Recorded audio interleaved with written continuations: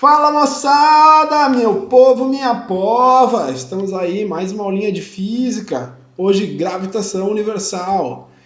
Então, o objetivo da aula de hoje é mostrar a relação entre a força gravitacional entre dois corpos e a distância entre esses dois corpos. A gente vai querer mostrar que a força gravitacional entre esses dois corpos ela é inversamente proporcional à distância ao quadrado desses dois corpos.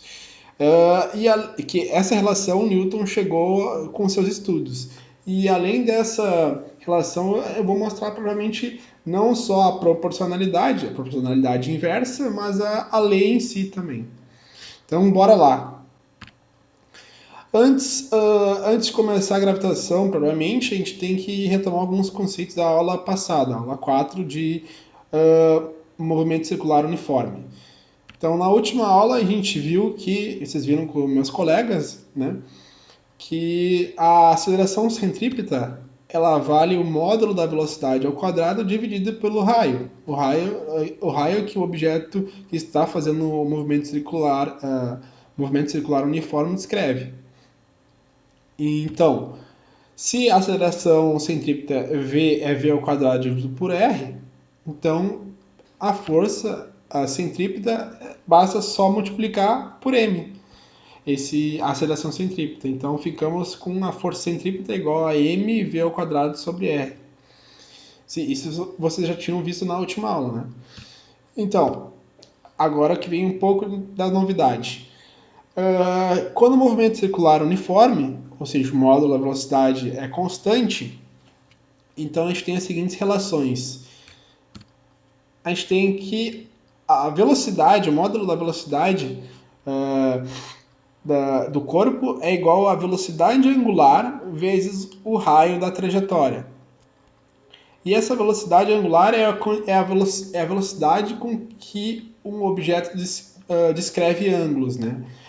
Por exemplo, se a minha velocidade angular é 1π radiano por segundo, quer dizer que eu descrevo meia volta por segundo. Se for 2π radianos por segundo, isso quer dizer que eu faço uma volta por segundo. Isso que é o conceito de velocidade angular. E a velocidade angular a gente pode conseguir também dividindo o 2π, que é uma volta completa, dividido pelo período, né? Que o período é o tempo necessário, por definição, é o tempo necessário para se completar uma revolução ou um ciclo completo. Quando a gente fala em MSU, é uma volta.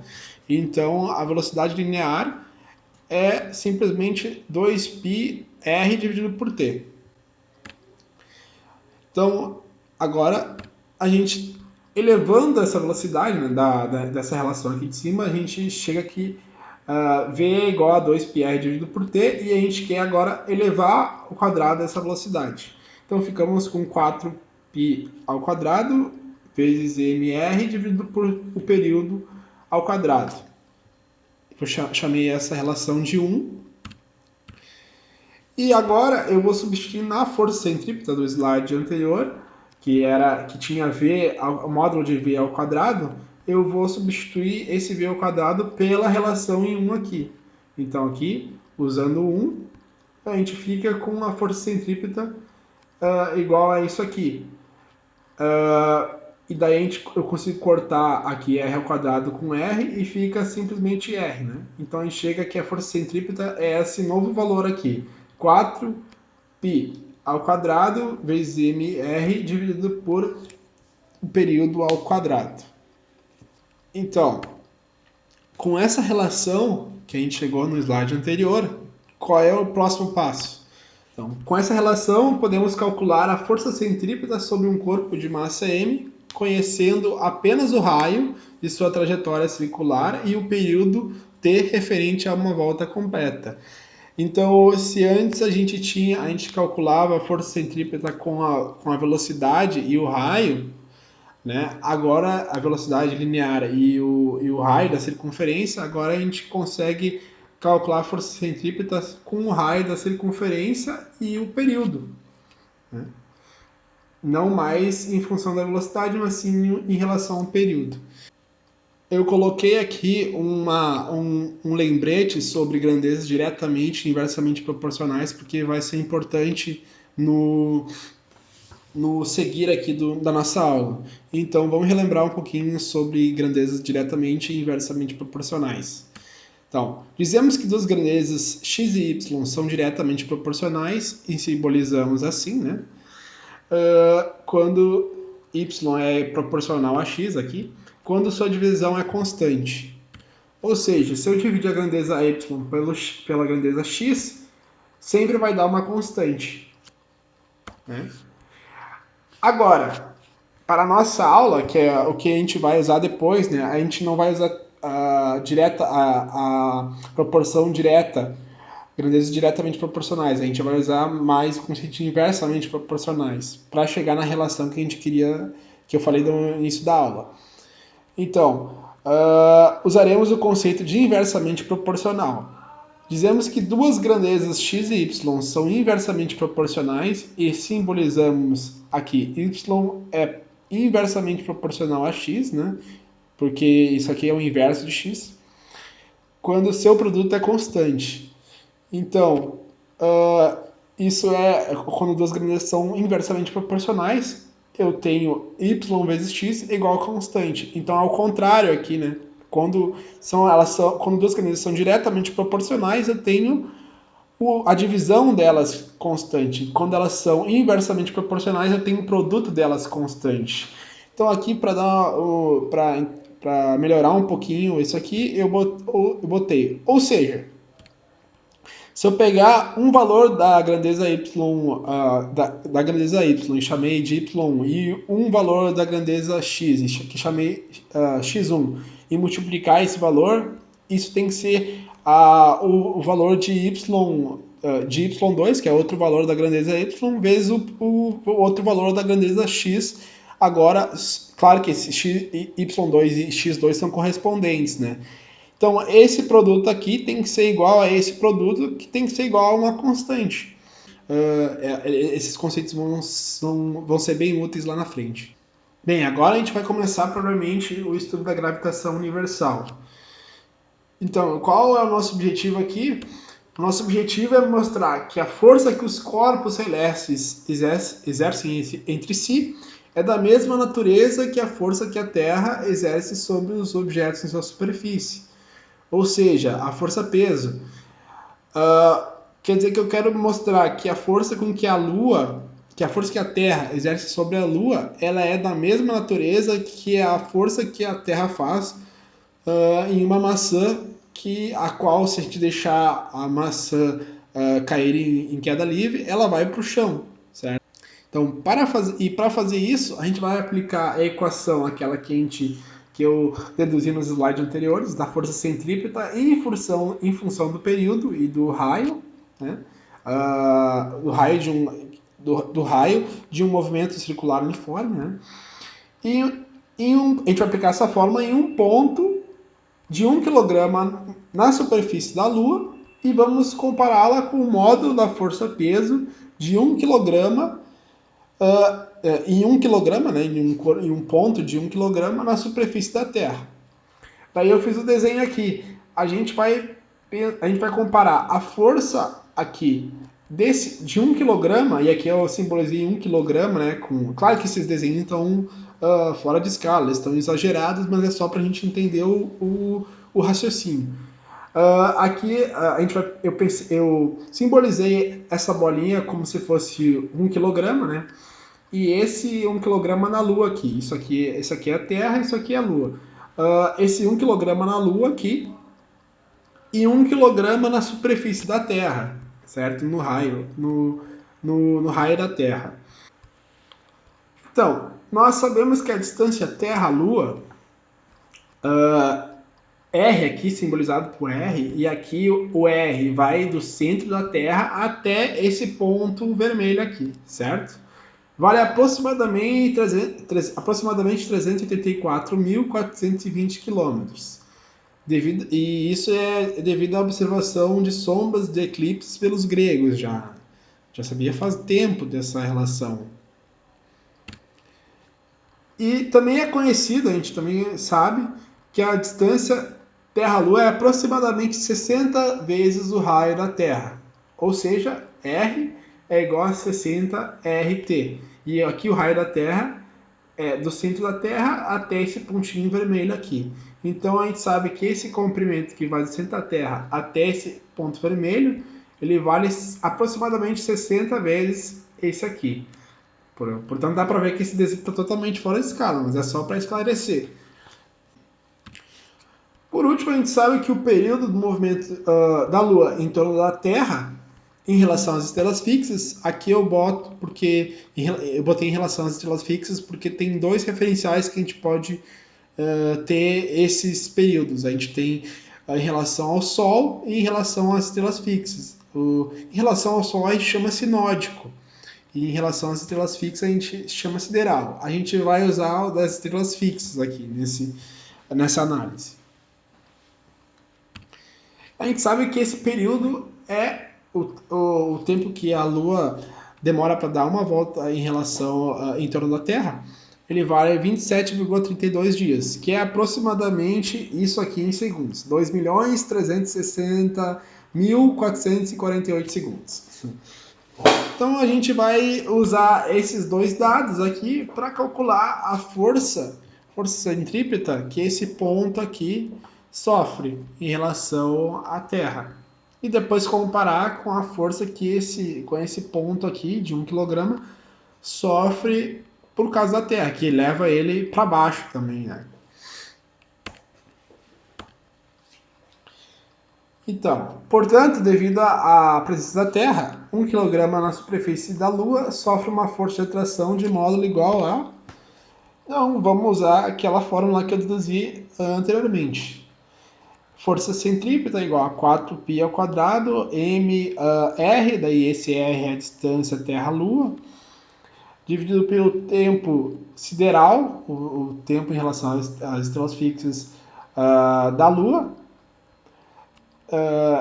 o tempo que a Lua demora para dar uma volta completa em relação à Terra.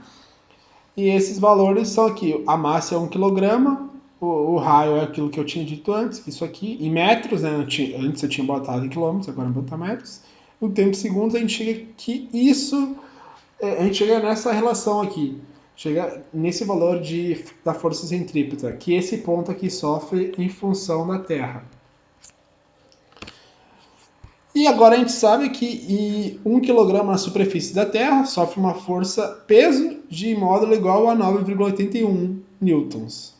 Logo, se a gente dividir isso aqui um pelo outro, a gente chega que o peso, esse ponto aqui, a força que esse ponto sofre, dividido pela força que esse ponto sofre, dá aproximadamente 60 ao quadrado. Bom, sabendo da relação anterior, do slide anterior, que é essa aqui, a gente só multiplica dos dois lados pela força centrípeta e chega nessa relação aqui.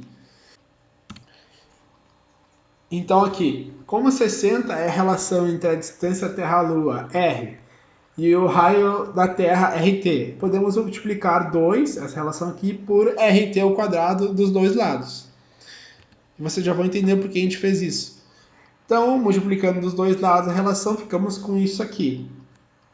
Que implica que eu posso, aqui eu tenho 60 ao quadrado vezes RT ao quadrado, certo? E eu posso reescrever isso aqui dessa forma. 60 vezes RT ao quadrado.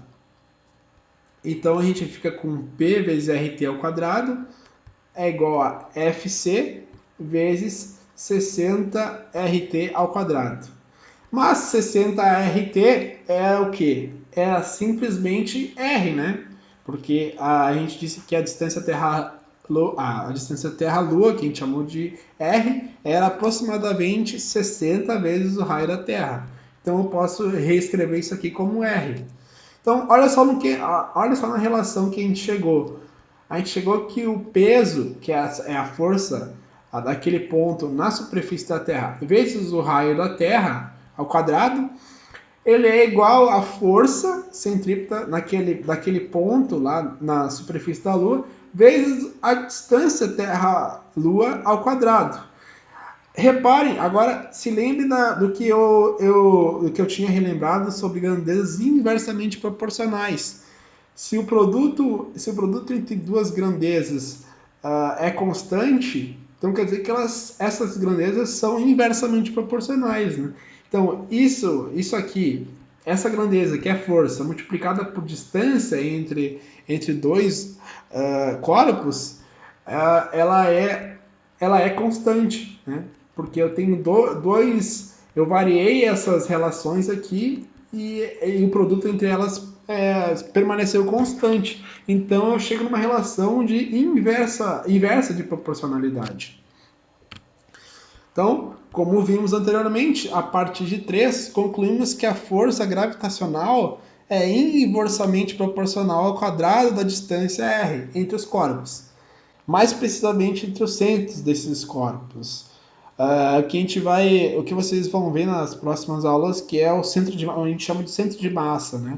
É a distância, essa distância que a gente fala entre os corpos é, na verdade, entre o centro de massas dos corpos. Ou seja, a gente tem essa relação aqui.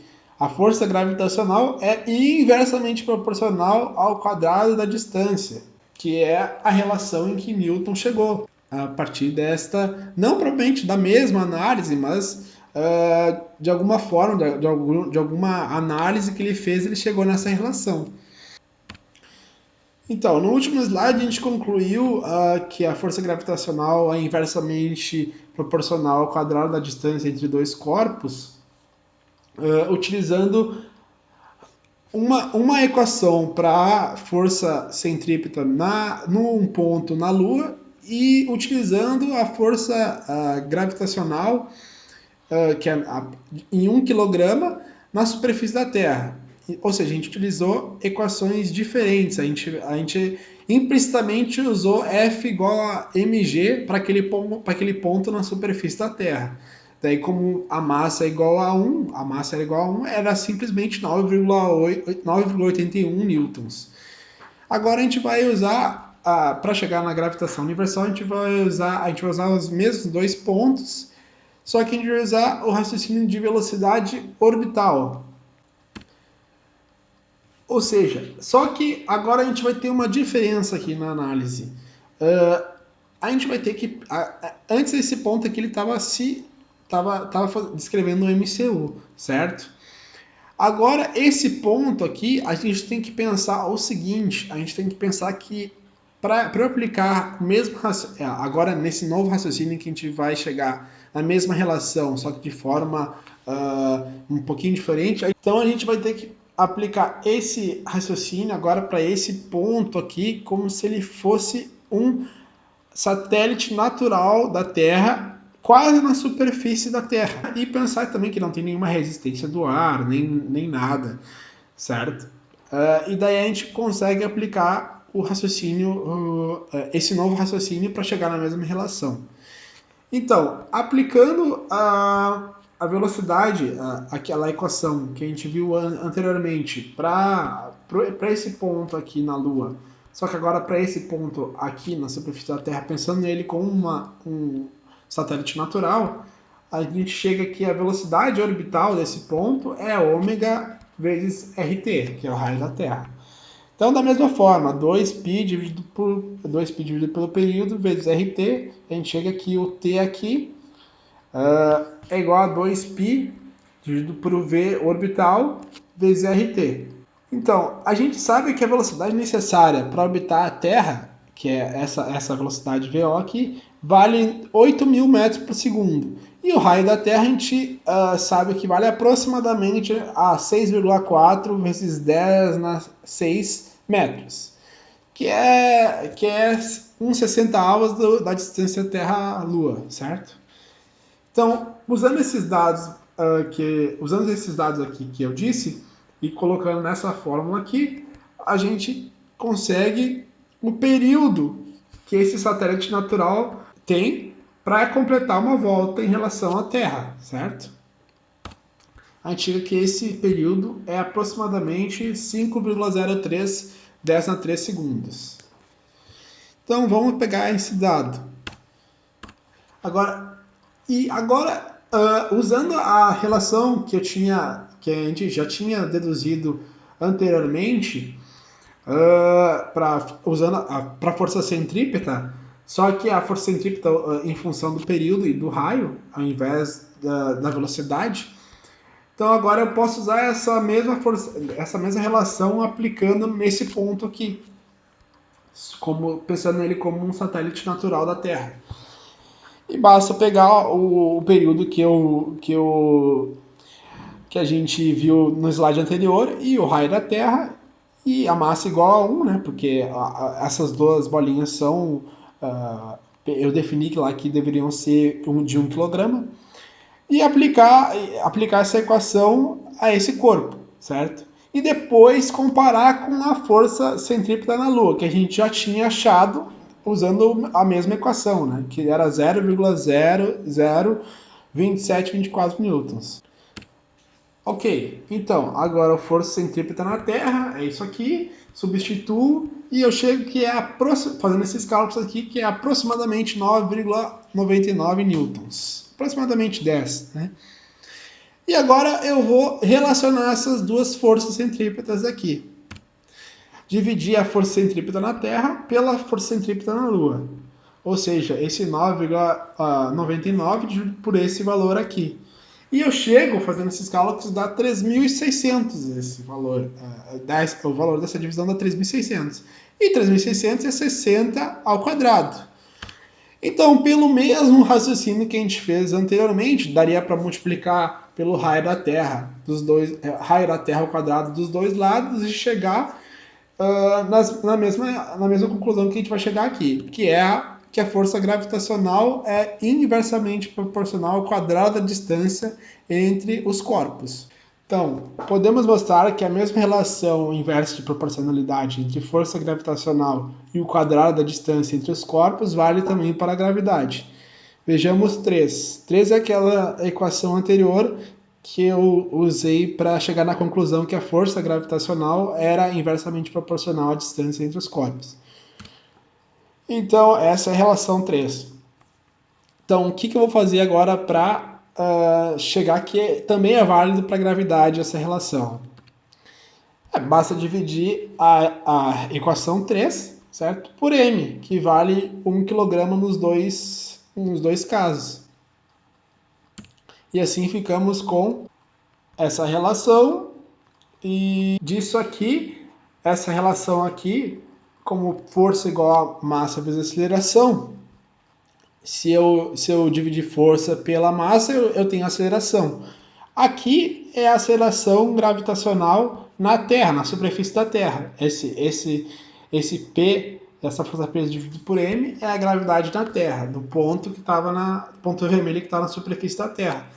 E essa força centrípeta aqui, dividido por M, é o ponto que estava na superfície da Lua. E daí, essa vai ser a gravidade na Lua.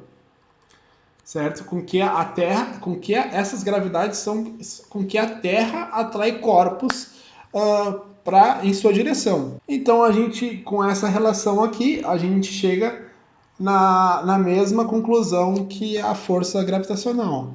A gente chega aqui, a gravidade também é inversamente proporcional ao quadrado da distância entre os corpos. Então, sabendo que a força gravitacional entre dois corpos, ela depende entre a distância entre esses dois corpos, e além disso, ela depende se um corpo está na Terra, essa força gravitacional depende da massa desse corpo, e além disso, se esse corpo estivesse não na Terra, mas em outro planeta, essa força seria diferente, o Newton entendeu e concluiu que a força gravitacional ela não depende só da distância, mas depende das massas entre esses corpos, certo? Esses dois corpos. Então, daí que ele chega aqui na lei de gravitação. Aqui nós temos uma tabela que mostra a aceleração gravitacional na superfície do Sol, da Lua e dos planetas. Menos Plutão não é mais planeta, né? Essa tabela está um pouco desatualizada, mas serve para ver que quanto maior a massa desse planeta, maior é a gravidade que tem na sua superfície. Aqui, Mercúrio menor do que a Terra, Vênus menor do que a Terra, Marte menor do que a Terra. Aí quando a gente vai para Júpiter, a Júpiter é muito mais maciça do que a Terra, então tem aceleração gravitacional. E o Sol, muito maior do que Júpiter também, tem a aceleração gravitacional perto da sua superfície. Então, Newton sintetizou o que eu tinha dito antes, essa dependência entre as massas da força gravitacional entre dois corpos e da distância em uma única equação, que é a equação da gravitação universal, que é essa aqui. A força gravitacional entre dois corpos, ela é a constante de gravitação universal vezes a massa desse primeiro corpo vezes a massa desse segundo corpo dividido pela distância ao quadrado entre desses dois corpos. Aqui a constante de gravitação vale esse valor aqui, que é 6,67 vezes 10 a menos 11 newton vezes metro ao quadrado dividido por quilograma ao quadrado. E essa constante ela não foi medida por Newton primeiramente, mas sim por Henry Cavendish, num experimento de torção de uma balança que ele fez lá. Bem interessante. E foi em 1685 que ele conseguiu o valor dessa constante, que é usada ainda hoje, se não me engano. Talvez em algum lugar com mais precisão, mas acredito que seja esse valor ainda. Usando a lei de gravitação universal, se a gente fizer a massa 1 igual à massa da Terra, a massa 2 igual a m, a massa de um corpo qualquer na superfície da Terra, e R o raio da Terra, então podemos escrever que a força gravitacional é simplesmente mg, é igual à constante de gravitação vezes a massa da Terra, vezes a massa de um corpo qualquer na superfície da Terra, dividido pelo raio da Terra, já que está na superfície da Terra. Então eu posso cortar aqui o m dos dois lados e chego que a aceleração gravitacional é simplesmente isso aqui. Então ela só varia quando tu te afasta muito desse raio da Terra, mas para pequenos deslocamentos a aceleração da gravidade na superfície é basicamente a mesma. Então por isso que a gente dá para aproximar por 9,81 metros por segundo ao quadrado para a aceleração gravitacional na superfície da Terra. Então é isso, pessoal. Espero que vocês tenham gostado da aula e falou!